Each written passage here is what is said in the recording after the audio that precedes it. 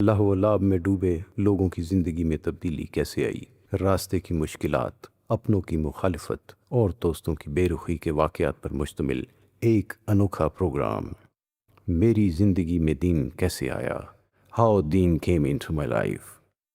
बिस्मिल्लाहिर्रहमानिर्रहीम। प्यारे भाइयों और बुज़ुर्गों, अल्लाह ताला का एहसान और उसका फ़ज़ल है कि उसने हम सबको ईमान जैसी अज़ीम शान नेमत अता फ़रमाई। अल्लाह ताला जिससे मोहब्बत करते हैं उसको दीन की समझ अता फ़रमाते हैं। मेरे ऊपर भी मेरे अल्लाह का बड़ा ख़ास इनाम और उसका फ़ज़ल हुआ कि उसने मुझ जैसे को ईमान जैसी नेमत देकर इस दोनों जहान की कामयाबी नसीब फ़रमाई है। अल्लाह ताला का एहसान है। पहले भाइयों मैं अपना तारुफ़ करा देता हूँ। मैं मेरठ के करीब एक गाँव काशी का रहने वाला हूँ। वहाँ हमारा घराना एक हिंदू घराना है। मुख्तलिफ रिवर्ट स्टोरीज को हिंदी उर्दू डबिंग के साथ आपके लिए अपलोड करते हैं। इस काम के लिए हमें यूट्यूब की कॉपीराइट पॉलिसी का भी ख्याल रखना होता है। इस वजह से हम वीडियो में भी कुछ वाज़ेह और बामायने बदलाव करते हैं, मगर हम आपको इस बात की ज़मानत देते हैं कि हमारे चैनल पर आपको कोई फेक या झूठी स्टोरी नहीं मिलेगी। हम ओरिजिनल सच्ची कहानियाँ और वाकयात आपके लिए लेकर आते हैं और सच ही आपके सामने पेश करते हैं। इंशाल्लाह सच ही आपको दिखाते और सुनाते रहेंगे। अगर आप ऐसी ही रिवर्ट स्टोरी सुनने में दिलचस्पी रखते हैं तो चैनल को सब्सक्राइब कीजिए और अपने दोस्तों और रिश्तेदारों के साथ भी ज़्यादा से ज़्यादा शेयर कीजिए। जज़ाकुमुल्लाह।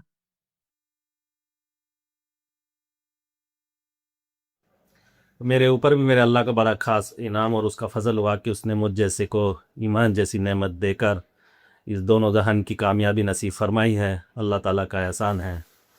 पहले भाइयों मैं अपना तारुफ़ करा देता हूँ। मैं मेरठ के करीब एक गाँव काशी का रहने वाला हूँ। वहाँ हमारा घराना एक हिंदू घराना है। अल्हम्दुलिल्लाह मेरे वालिद साहब जो हैं वो दरमियानी दर्जे के किसान हैं। हम 5 भाई और 3 बहनें हैं अल्हम्दुलिल्लाह। तो भाइयों मैं नानक चंद कॉलेज से मैंने एमए किया है हिस्ट्री से। उसके बाद मैंने 2 साल एलएलबी की है और तीसरे साल में जैसे ही मैंने दाखिला लिया तो मेरे अल्लाह ताला ने मुझे ईमान जैसी नेमत अता फ़रमाई। असल में इसका सबब ये बना कि वहाँ हमारा गांव जो है काशी, वो उसमें अक्सर मुसलमान हैं। तो वहाँ मुसलमान साथियों से मेरी दोस्ती हो गई।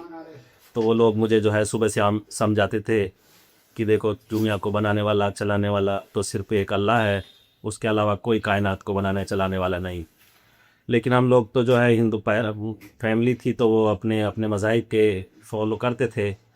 तो मेरे भाइयों जब वो मुझे समझाने लगे कि वो बनाने वाला तो एक ही है, तो ये समझ तो मेरी समझ में आती थी ये बात मेरी कि अल्लाह ताला ही बनाने वाला है चलाने वाला है। तो मैं सोचता था कि सारी सृष्टि को बनाने चलाने वाला एक ही हो सकता है, अनेक नहीं हो सकते।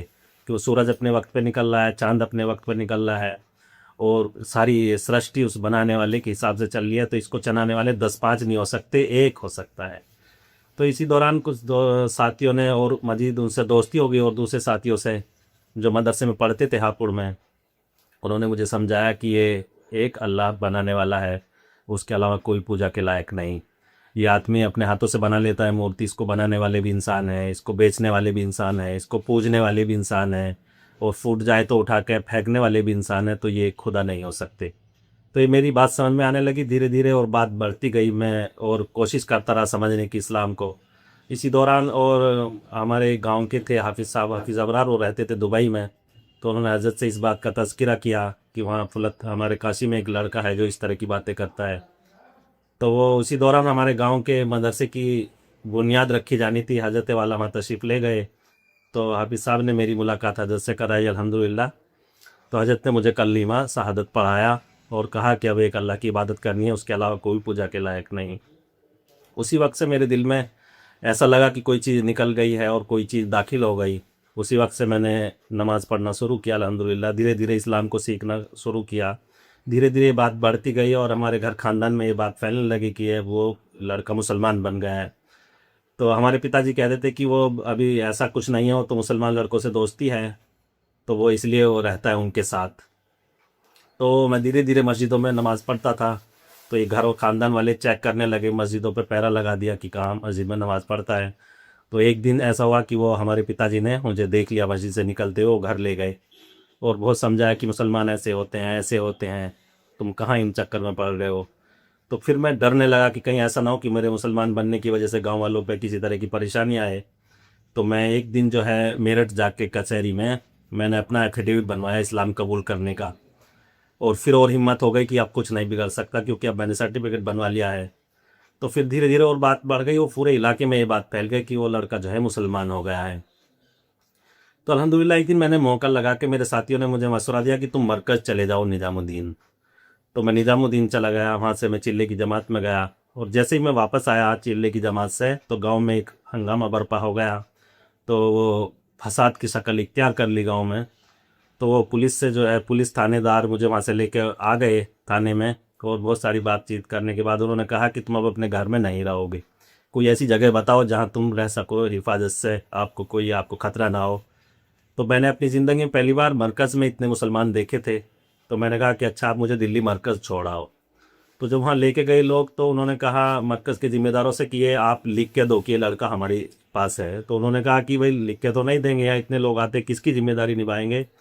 तो उन्होंने कहा कि हमें ऊपर से ऑर्डर है, इस तरह छोड़ कर नहीं जाएंगे। तो फिर वो वापस मुझे ले आए मेरठ परतापुर थाने में। फिर रात को 11:30 बजे पूछा कि अब बताओ अब क्या करें, तुम्हारा कहाँ ले जाएंगे। मैंने कहा भाई हमारे फुलत में हमारे जानने वाले हैं, हमारे हजरत रहते हैं, तुम मुझे वहाँ ले चलो। तो रात को ये मुझे ले गए फुलत। तो जब फुलत वहाँ पहुँचे तो हजरत के घर पे वहाँ गए।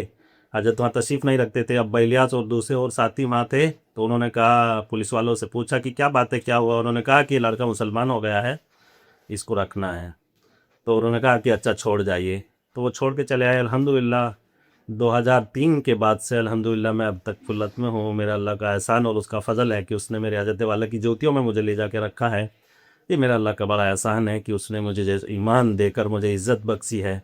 प्यारे भाइयों, असल तो अल्लाह ताला ने ये जो ईमान हमें दिया है, ये ऐसी बड़ी नेमत है, ऐसी बड़ी नेमत है। आदमी के पास दुनिया की सारी नेमतें हैं और ये ईमान ना हो तो उनकी कोई हैसियत नहीं। ईमान इतनी बड़ी नेमत है।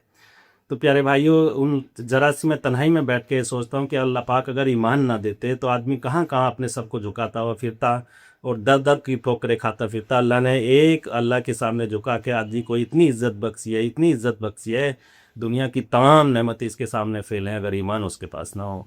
मेरे भाइयों, इस ईमान की वजह से अल्लाह ने हमें इज़्ज़त वाला बनाया है। कुरान करीम में अल्लाह ताला ने हमारी तारीफ़ की है और हमारा ओहदा तय किया है, कुंतुम खैरा उम्मतिन उखरिजत लिन्नास तामुरूना बिल मारूफ व तनहौना अनिल मुनकर व तु'मिनूना बिल्लाह।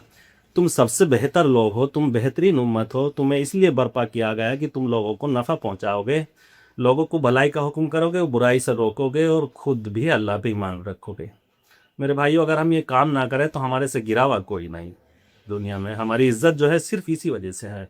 आज चारों तरफ जो ये परेशानियां और ये मुश्किलें आ गई हैं, सिर्फ इसी वजह से है कि हमने अपने मकसद को भुला दिया है। अगर हम अपने मकसद पर खड़े हो जाएं तो मेरे भाइयों हर मंजिल हमारे लिए आसान हो जाएगी। उस ईमान वाले की हैसियत तो ट्रैफिक पुलिस के सिपाही की तरह है। जिस तरह वो चौराहे पर खड़े होकर एक तरफ हाथ देकर दूसरी साइड के ट्रैफिक को निकालता है और दूसरी तरफ हाथ देकर दूसरी साइड के ट्रैफिक को निकालता है, तो वो उसकी नौकरी बाकी है, उसकी इज्जत बाकी है। अगर वो बिल्कुल चौराहे से हटकर एसी में बैठ के दिन भर चाय पीता रहे और वहाँ सड़क पर जितने हादसे होंगे सबका जिम्मेदार वो है, तो क्या होगा, उसको हुकूमत जो है जूते मार के निकाल देगी, तुमने अपने काम को अंजाम नहीं दिया। यही हमारा हाल हो गया। जितनी हमारे साथ मुश्किल और परेशानी आ रही है सिर्फ इसी वजह से कि हमने अपने मकसद को छोड़ दिया है। ये दावत जो हमारा मकसद है, जिसके लिए हमें अल्लाह ने पैदा किया कि हमें दीन पर चलना भी है और दूसरों को चलाना भी है, ये हमारी जिम्मेदारी है। अपने आप को रगड़ना और मांझना दीन नहीं है कि मेरी तहज्जुद नहीं छूटी, मेरी तस्बीह नहीं छूटी है जब से हो सवाल है, कोई नमाज नहीं छूटी है, अच्छी बात है, लेकिन दूसरों तक भी हमारे ये जिम्मेदारी है कि हम दूसरों तक भी ये पैगाम पहुँचाएँ, एक अल्लाह का तारुफ कराएँ। ये उम्मत कितनी प्यासी है, बेचारे कितने लोग फिर रहे तड़पते हुए कि एक अल्लाह की उनको पहचान हो जाए, लेकिन उनको बताने वाला कोई नहीं। यह लेकिन हम अपनी इतनी गफलत, हमारी अपनी इतनी खाल में, एक बालिश के पेट के चक्कर में इतनी हम गफलत में पड़ गए हैं, दुनिया के चक्कर में, हाय दुनिया हाय दुनिया हाय दुनिया, लेकिन हमने अपने मकसद को ही बुला दिया है। अब दुनिया पे ईमान ले आए, सोच रहे हैं कि दुनिया ही सब कुछ है। अल्लाह ताला फरमाते हो अमल हयात तो दुनिया इल्ला मता और गुरूर, दुनिया की ज़िंदगी तो धोखा है, असल तो आखरत है। आखरत का तस्वुर हमारे जहनों से ख़त्म हो गया है। काश ये बात हमारे जहनों में रहे कि हमें खड़े होना है और अपने अच्छे बुरे कर्मों का हिसाब देना है मालिक के सामने। तो मेरे भाई असल में हमारा मकसद यह है कि हम दावत को 200 तक पहुंचाएं, 200 तक दीन पहुंचाएं, दावत लेके जाएं। अब मेरी ज़िंदगी में मैं अपनी बता दूं तो अगर मुझे लोग मेरे तक दीन ना पहुंचाते तो मैं आज आपके सामने इस हाल में कैसे बैठता। हमारे भाइयों ने, मुसलमानों ने ये कोशिश की, फिक्र हुई कि उनको ये हमारा भाई, हम मेरे दोस्तों ने, कि किसी तरह दोज़ख से बच जाए। तो मेरा मेरा हाल ऐसा था, मुझे इतनी नफरत थी मुसलमानों से, देखना भी नहीं चाहता था मुसलमानों को। इनके घर का पानी पीना बिल्कुल बुरा समझता था। ये ऐसे होते हैं, ये बुरे होते हैं, ये आतंकवादी होते हैं, गोश्त खाने वाले होते हैं, झूठे होते हैं, ये सब मेरे जहनों में ये बात थी।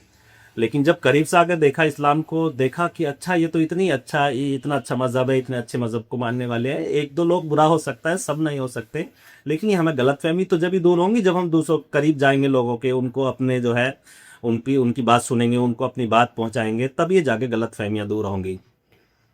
अब हमारा एक साइड में हमारे घर है, दूसरी तरफ में हमारे मुसलमान भाइयों के उधर घर थे। तो लेकिन वो एक दूसरों से इतनी नफरतें दिलों में थी, एक दूसरों को देखना नहीं चाहता था आदमी, लेकिन जब करीब आएगा तो उसको पता चलेगा। अब मेरी ज़िंदगी में इतनी खुराफात थी, ये सब चीज़ें जो है, लेकिन वो जब करीब आए तो पता चला कि भाई वाकई हकीकत में मुसलमान तो ऐसे अच्छे लोग होते हैं। तो ये अगर हम भी कोशिश करेंगे, हर एक तक हम ये बात पहुंचाएं और हर एक तक हम ये कोशिश करें कि हम इनको करीब लगाकर, इनको जो है बिल्कुल, ये हमारे खूनी रिश्ते के बहन भाई हैं, इनको करीब लगाकर, अपने सीने से लगाकर इनसे हम मोहब्बत करेंगे तो आज भी बिल्कुल ये जो है बिल्कुल मोहब्बत करने वाली ये कौम है, ये जान न्यौछावर करने वाली कौम है। बिल्कुल ये आपके करीब आने की कोशिश करेंगे और फिर करीब हो जाएंगे। हिदायत तो अल्लाह के मुकद्दर रखी है, जिसके लिए हिदायत होगी अल्लाह ताला देते हैं उसको हिदायत। लेकिन हमारा जो काम है वो हमें करना चाहिए और हमें हर एक तक इस मकसद को लेके जाना चाहिए और उनको बतानी चाहिए ये बात। मेरे भाइयों, हम सब खूनी रिश्ते के बहन भाई हैं। ज़िंदगी में एक वाक़या आया, असल में वो हरिद्वार जो है हिंदुओं का एक बहुत धार्मिक स्थान है, बड़ा जगह है धार्मिक। तो वहाँ ऋषिकेश एक पहाड़ी पे इनका जो मंदिर है, शिव का मंदिर है। तो मेरे भाई मुझे वहाँ लेके गए घुमाने के लिए कि वहाँ चलते हैं घुमाने, वहाँ जो है मनोकामनाएं पूरी होती हैं। तो वहाँ जैसे ही हम पहुँचे तो 18 किलोमीटर पहाड़ी के चढ़ने के बाद वो मंदिर बना हुआ है शिव का। तो वहाँ एक शिव की जो है बहुत पुरानी मूर्ति है, सोने की बनी हुई। तो वहाँ पुलिस का इतना पहरा था कि वो जरा सी देर के लिए दर्शन करते फिर निकाल देते हैं बाहर। तो वो मैंने अपने भाई से पूछा कि अभी तो हम देखा भी नहीं अच्छी तरह, निकाल क्यों दिए कि बस वहाँ इतनी देरी दर्शन कराते हैं। मैंने कहा अच्छा है, पुलिस क्यों है? तो मेरा भाई कहने लगा कि यहाँ पुलिस इसलिए है कि ये सोने का है पेवर, प्योर सोने की बनी हुई मूर्ति को इसको उठा कर ना ले जाए। तो मेरे दिल को एकदम चोट लगी और ऐसा लगा जैसे किसी ने झंझोड़ दिया हो दिल को। अच्छा, इस शिव को भी चोरों का डर है? जो जिसको खुद डर हो तो वो औरों की कैसे रक्षा कर सकता है? मैंने कहा ये सब झूठी बातें हैं, बनी हुई बातें हैं। मैंने कहा वापस चलो, ये सब ढोंग है, कुछ नहीं है। जो खुदा अपनी रक्षा ना कर सकता हो, अपनी हिफाजत ना कर सकता हो, वो कैसे हो सकता है खुदा? तो हम लोग वापस चले आए वहाँ से। फिर धीरे धीरे और मेरे दिल में से फिर निकलता चला गया ये कि ये तो सब बनी हुई बातें हैं। वो मालिक तो निराकार है, तस्य प्रतिमा नास्ति, उसकी तो कोई आकार नहीं है, कहाँ से आ गई सब मूर्तियाँ? वो मालिक तो वो है जो किसी ने ना देखा है उसको, ना उसका कोई आकार है, ना रूप है, वो है निराकार मालिक एक। और बुजुर्गों, अलकलम टीवी के माध्यम से मैं अपने तमाम बिरादरान वतन को और अपने जो है तमाम अपने इस्लामी भाइयों को ये मैसेज देना चाहूँगा कि हमें ये फ़िक्र होनी चाहिए जो दीन हम तक पहुँचा है वो हमारे एक तक पहुँचाने की कोशिश करें। मेरे हज़रत वाला मौलाना कलीम सिद्दीकी दामत बरकातुहू साहब जो हैं, वो रात दिन उनका ओढ़ना बिछौना जो दावत है, उन्होंने अपना जो है पूरी ज़िंदगी इसी काम के लिए लगा दी है अल्हम्दुलिल्लाह। अगर ऐसी तरह की फ़िक्र सब ले लेते तो कब सबका बेड़ा पार हो जाता। तो ये हमें कोशिश करनी है कि जो दीन हम तक पहुँचाए हमें दूसरे लोगों तक हम पहुँचाएँ, ताकि कल क़यामत में हम जो पकड़ से बच जाए। वरना हमारा एक ने भी हमारा दामन पकड़ लिया, हमारे पड़ोसी ने, हमारे चाहने वाले ने, जिस दुकानदार से हम सामान खरीदते हैं उसने, कि अल्लाह इसने सारे काम मेरे से कराए, मेरे से खिदमत मिली, मेरे साथ जो है ताल्लुकात बनाए रखे, मेरे से सामान खरीदा, लेकिन आपका तारुफ कभी ना कराया, तो ये हमारे लिए बहुत खसारे की बात होगी।